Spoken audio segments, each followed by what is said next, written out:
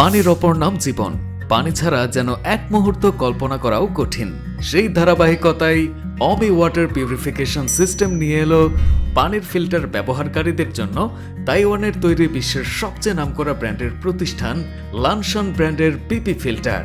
আমরা আপনাদের কথা চিন্তা করে 3টি প্যাকেজ সাজিয়েছি। এর মধ্যে রয়েছে 10 ইঞ্চি লানশন ব্র্যান্ডের তাইওয়ানের তৈরি পিপি ফিল্টার 5 পিস, অফার মূল্য 600 টাকা।